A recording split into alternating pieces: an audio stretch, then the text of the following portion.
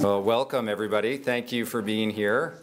We are going to start with just a quick introduction of each of us. My name is Andy Billig, State Representative from Spokane. And I'm Chris Litton, State Representative from Anacortes. Chris Rakedale, Representative from Tumwater, Washington. Sharon Wiley, Representative from Vancouver. Cindy Ryu from City of Shoreline.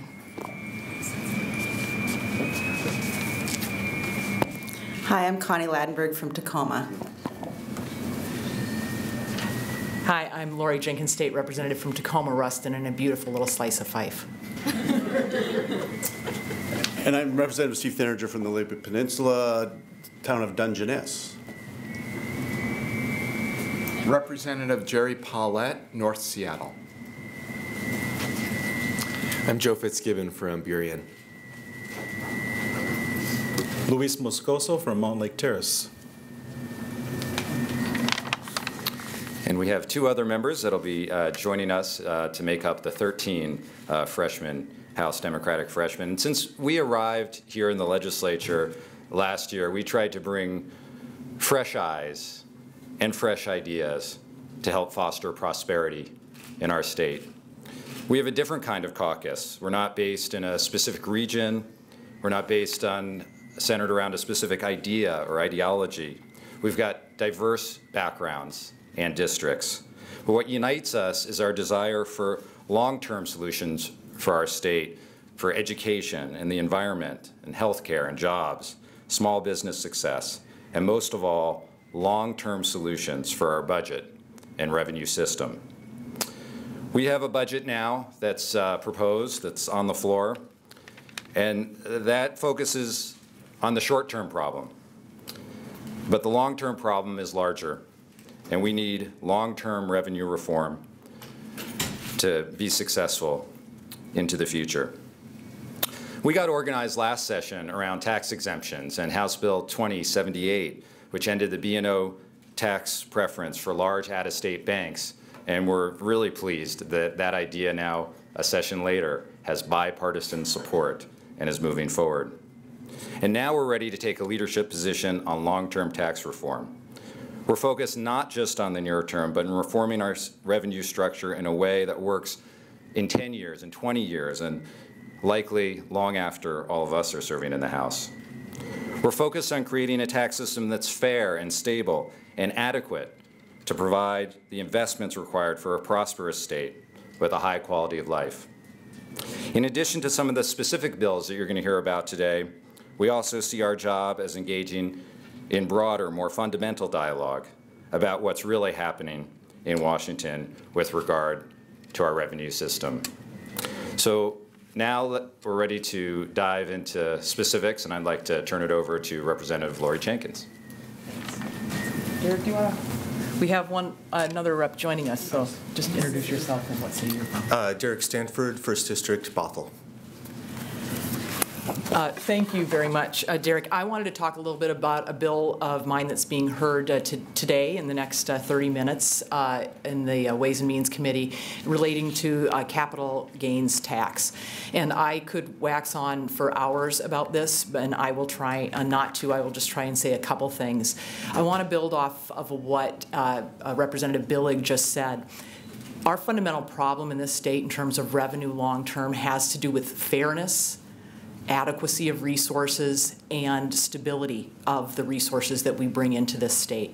And this bill addresses all three of those things. But one of the major points that I want to make is that right now in Washington state, the poorest 20% of people in this state pay over 17% of their income in taxes toward government services. The wealthiest 1% pay a little bit over 2% of their income. That disparity is huge, and when you look at the national average, our disparity is 3 times as much as the national average. That's not acceptable, and that's part of why this capital gains tax, I think, is necessary. So I'm excited to be prime sponsoring this, and I'll be happy to answer questions about it once we've gone all the way through. Thank you. And I'm going to introduce Representative Thininger from Dungeness. Thank you, Representative Jenkins. And as Representative Billig mentioned, we're a pretty diverse group, non-ideological, and we're diverse geographically. I represent a rural district in western Washington. As a Democrat, you know, that's one of the views I bring to our discussion. And we've been in this budget as we've tried to hold on to rural health care for critical access hospitals and also for our other hospitals in rural districts. It's very challenging because we don't have the revenue mix to really make those stable within our districts. Plus, our demographic is very challenging. We have, for example, in my counties, we have twice the national average of people over 65. So that makes a real high mix of Medicare and Medicaid, which is not a good payment structure for delivering health care.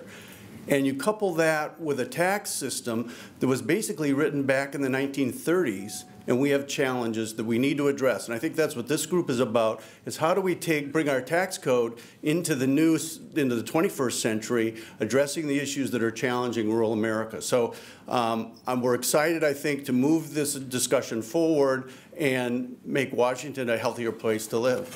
And I'm going to introduce Representative Litton from up in Anacortes. How soon they forget the short one. So I want to talk to you about a bill that is actually scheduled to be execed out of Ways and Means hopefully today, and that's House Bill 2791, and it repeals the sales tax exemption for our out-of-state residents and redirects that money to something that is near and dear to my heart, and that's full-day kindergarten. One of the focuses for me to come down to Olympia was my desire to have the quality of education in our state be the very best across our country. I wanted to be a model of education, so I focused most of my energy this session on education. Closing this tax exemption would redirect about $52 million per biennium to full-day kindergarten. And as we've all been talking about recently, the state Supreme Court decision, McCleary versus the state, really gave us a reprimand almost that we have fallen short of our promise and our commitment to fully and amply fund our public schools. Like I said, full-day kindergarten is one of the very best investments that we can make for the children of our state. So I started looking at this, and based on our work that we did last year, I want this new approach going forward that we need to find every single way possible to fund education. And the route that we've been going down is not a good long-term strategy for our state. So we'll hopefully have the opportunity to see this legislation move out of Ways and Means, move to the House floor, and I sincerely hope that my colleagues take this opportunity, as we've all been talking about, above all else, to fund education. And I am going to introduce my colleague, Representative Rakedahl. Thank you again, Chris Rakedahl from Tumwater. Earlier this session, Senator David Frocht and I introduced a pretty comprehensive notion about tax reform that we call the HOPE Act. It's a big idea, and it's one that we put out there to represent what we think is probably the biggest challenge, and you're hearing from the freshmen today, that reform can't just be a euphemism for more cuts and more cuts. Reform has to be a balanced approach between, bending down our cost curve, which we've done in the last couple of years, but also this comprehensive idea of tax reform. You've got charts in front of you. The data is abundantly clear. Whether you look at it on per income basis, per $1,000 of income, per capita, state government as a share of the overall economy, Washington's system is just failing it. It hasn't been reformed since 1935, and we introduced this proposal. Its concepts are simple. Lower tax rates, make them more broadly applied. We've shifted from a goods taxing system to services, but we didn't keep up. And we've shifted from a face-to-face transactional economy to a web-based economy, but we don't tax that the same way. And of course, we've added 600 plus tax exemptions over the last 70 years or so. Its spending focus in that plan was higher education. The business community's been abundantly clear with all of us since we got here, and our colleagues who have been here longer than us, that we can't survive as a state in a competitive global economy without a workforce prepared for the next century. That means a critical investment in higher education at the 2-year level and the 4-year level. And what we also know is that as a state, as we concentrate wealth, more and more of the students that we will need in that higher education system will need financial assistance. And therefore, the proposal that Senator Frocht and I put out there was not only comprehensive tax reform, but also a focus on universal access to higher education and universal access to financial aid in the first year or two of college for all the students of the state of Washington. It's one of those big ideas that the Freshmen thinks are of paramount importance going forward. We encourage you to look at Section 720 of the budget that the House will put out and vote on today. It's focused on this question of how to finance the McCleary decision and the mandate that we have to fund K-12. And we would also encourage you to look at Section 723 of the budget, which we worked very hard to put in there. It's a pretty bold idea. It asks OFM, not dueling think tanks, to put together comprehensive data to tell this story of income inequality and tax burden differences in the state of Washington. And what are the facts about government as a share of the economy? This is something we think OFM should do routinely for the citizens and for the media, and in that effort, we've worked hard to put those in the budget. I'd like to introduce Representative Connie Ladenburg. Thank you, Chris. So those are some of our ideas and some of the proposals that we have done since we've been down here in our very, very short time. And I just want to say that I think that all of us believe in Washington. We, much like the phoenix of mythology, we believe that Washington is in a place for rebirth, regrowth, renewal, and reform. I hope you agree with us. We will take questions right now, and just one thing I'd like to ask, please introduce yourselves to us. We're kind of new at this. We don't necessarily know all the press corps down here. And feel free to direct your questions specifically to a representative up here. If you don't, and that's perfectly fine, we will step up to the podium. But like good politicians, you may see all 13 of us wanting to speak. So, so go ahead. Any questions? Sure. Jonathan Kaminsky with AP. Representative Jenkins, I was wondering if you could talk a little bit about your proposal for the capital gains tax and politically how you think its prospects are for this. Well, I guess I have tended to take things step by step. So I got a hearing. That's great. My next step is to do vote counting and try and get it out of Ways and Means. I still have strong hopes that it can get out of Ways and Means and maybe make it to the floor. You know, obviously, the loophole work that we've done as a group here and the tax reform work that we've done, we know is made harder by the 2/3 vote required by Initiative 1053, and obviously many of us are working on that issue too. But I guess I would just say it's going to be tough, but I'm not going to give up. Just got to keep on working step by step and get it there. I think it's I think it's an excellent idea, and so I just think the more that we can talk about it, not just with legislators, but I'm very excited if we're not able to move it out of the House this year, to spend some time in the interim really going out and talking to the general public about the idea and building some momentum that way too. I'm Eric Smith, Washington State Wire. I'm wondering why you folks are arguing that taxes should be linked to a percentage of personal income. Why not link it instead to inflation plus population growth? Representative Rakedal from Tumwater, I think we don't have the answers. I think what we know is that both sides of the political aisle have laid down their version of the priorities of government over the last several years. And I think if you look at Washington relative to other states, we have such high dependence on sales tax, and there was even an article in the USA Today that I recommend you look at that's showing the failure of sales tax nationally. We also are one of only 2 states that tax gross receipts and not profit. And so we've got this archaic system that seems to not keep up with anybody's priorities long term. So we don't pretend we have the answer long term. What we know is we're defining the problem, and we're inviting small business and we're inviting our colleagues on the other side of the aisle to really engage over the next year or two on this question of reform on the tax side as well as the spend side. Representative Theringer, just to comment on, as I mentioned, the demographic in my area is an older demographic, and I think it's probably the wave of what most of the state's going to look like in the next 5–10 years, where 30% of the population is over 65. So if you're just using inflation and population growth, I don't think you're dealing with what the true cost of the demographic is. So I think that's why we need a more broader, comprehensive look.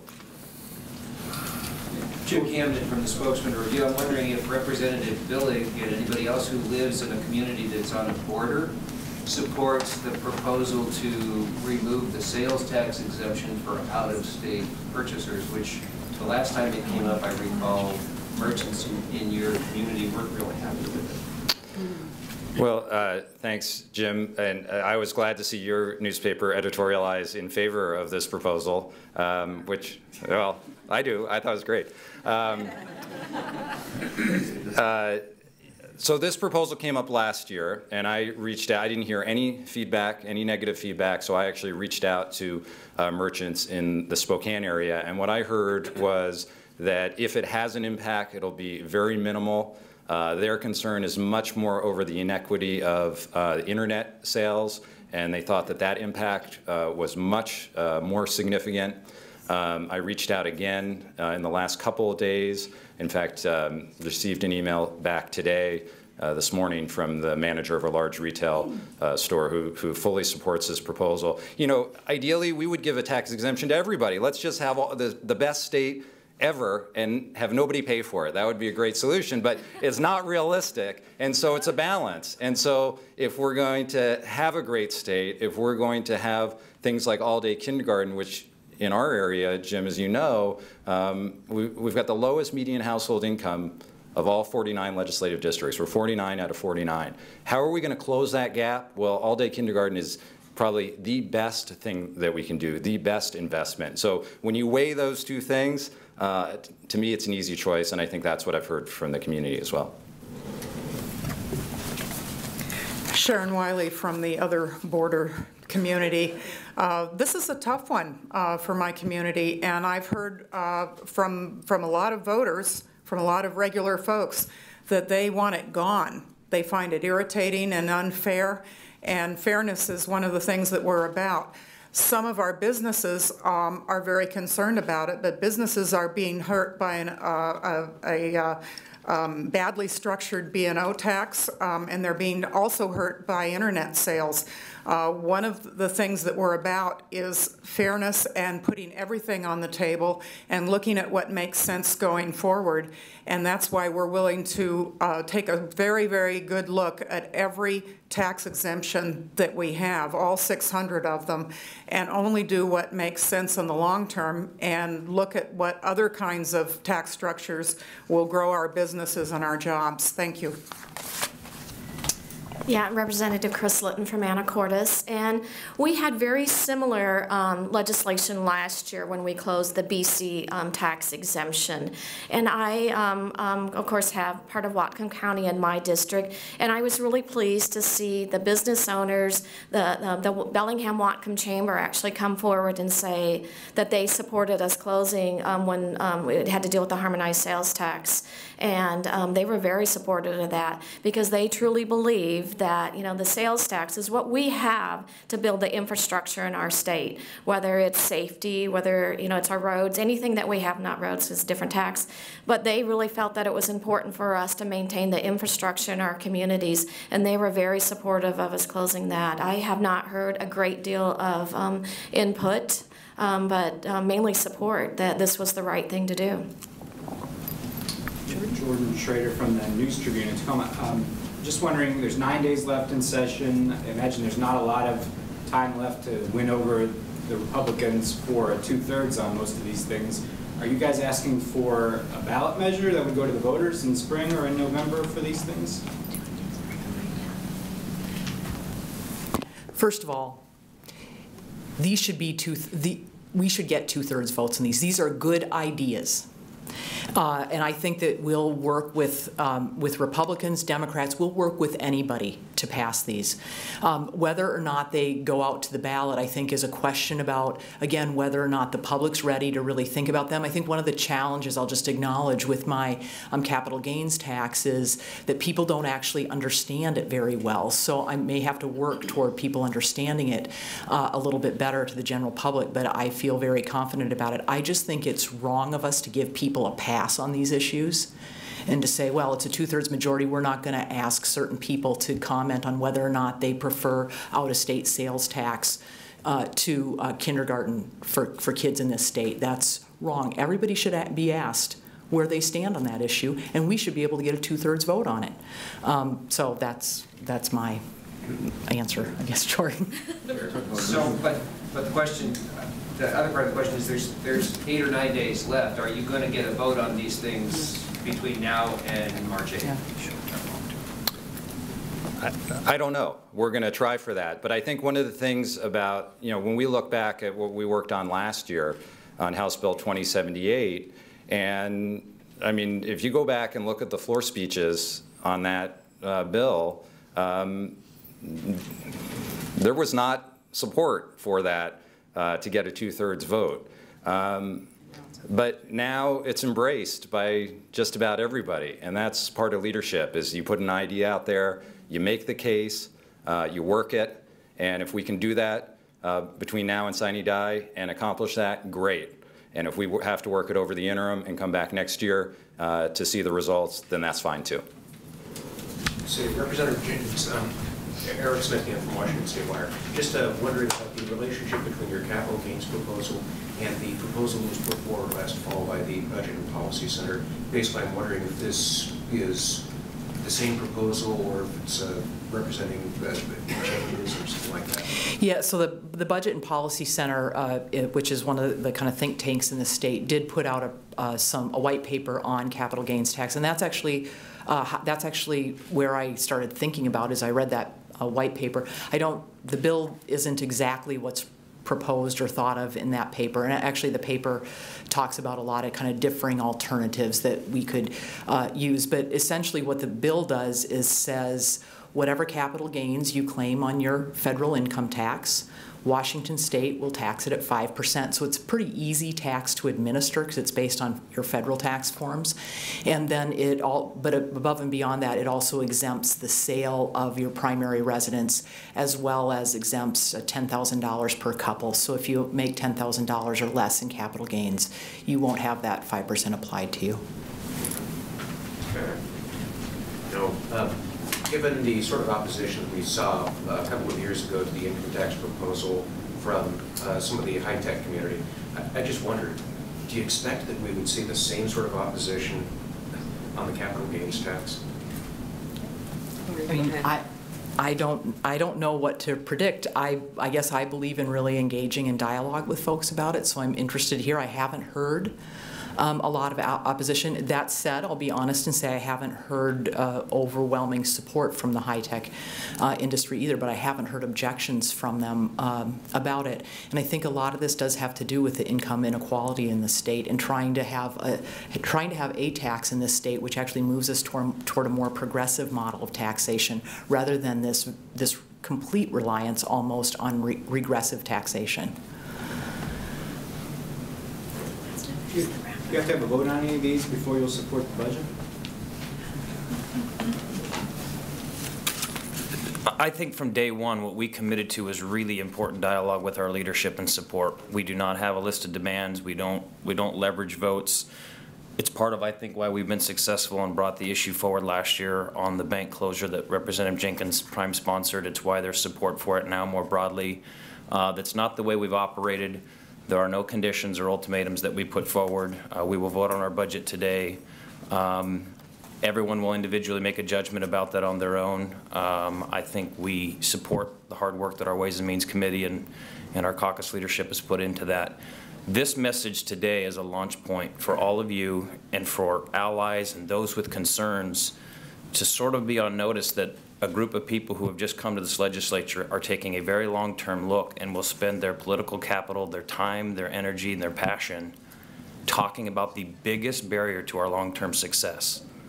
And that is an adequate revenue system that pays for our highest priorities. We will differ with some of our colleagues on the other side about those priorities, but the data is insurmountable with respect to the ability to actually pay for whatever priorities that you have. And in that vein, we want to engage everybody in this longer-term conversation. We've given you 3 or 4 ideas today that become little down payments on that, but the big question remains. That's why those studies and those research sort of data elements are in the budget this year, and we will continue to push for this bigger dialogue. And with your help, we will make this a successful campaign over a long period of time. One more question. I think we have time for one more question. Are there any others out there that are burning to ask us something? Okay, well, I would like to thank you for being here. Also, to let you know, there is one member that's stuck in traffic, Drew Hansen, that's not standing behind us. So when we talk about 13 and you're actually adding people back there, you so yeah, we're a baker's dozen. And also to thank other members that have been with us along this trip of ours, other representatives and senators too. We've got a great legislature down here. We're very, very grateful for all of that. We also know we're not in this alone, not just here on the campus, but also through the state. And for that reason, we're going to be going out during the interim throughout the state and meeting with our constituencies and other people in the public, kind of a road show, if you will. We're going to try to have 5 various community meetings in different parts of the state, so we really can hear from the public what they think, what direction they think the state should be going in, and especially in regards to fairness. So with that, I think we're done. Thank you once again for being here.